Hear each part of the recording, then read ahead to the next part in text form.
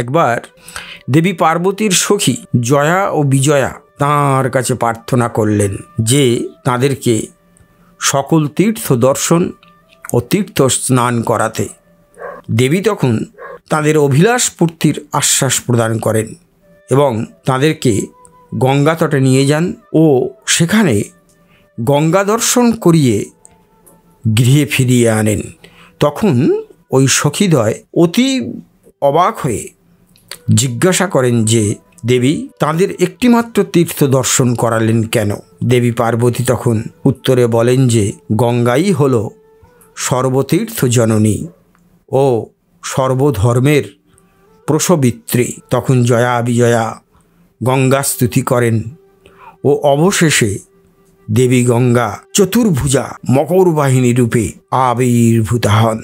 ব্রহ্মা বিষ্ণু শিবাদি সকল দেবতা সেখানে উপস্থিত হয়ে তাঁর আরাধনা করেন ও সকল তীর্থ মূর্তিমান হয়ে গঙ্গার দেহ থেকে উৎপন্ন হয়ে আবার তাঁরই দেহে বিলীন হয়ে যান। সব শেষে গঙ্গা ও পার্বতী হন এক রূপা।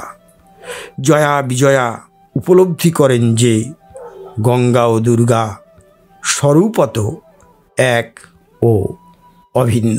হ্যাঁ বন্ধুরা, এই হলো দেবী গঙ্গার আসল স্বরূপ।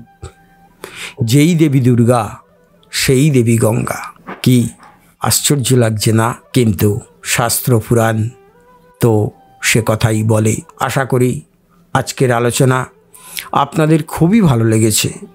আর যদি ভালো লেগে থাকে তাহলে প্রতিদিনের মতো প্রচুর পরিমাণে শেয়ার করবেন, কারণ আপনারা শেয়ার করলে আরও অনেক ভক্ত, অনেক মানুষ এই অজানা তথ্য জানতে পারবেন।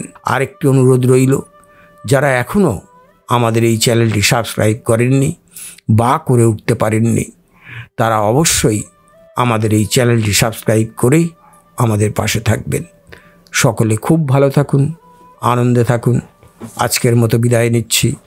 আবার আগামীকাল কথা হবে। নমস্কার, ধন্যবাদ।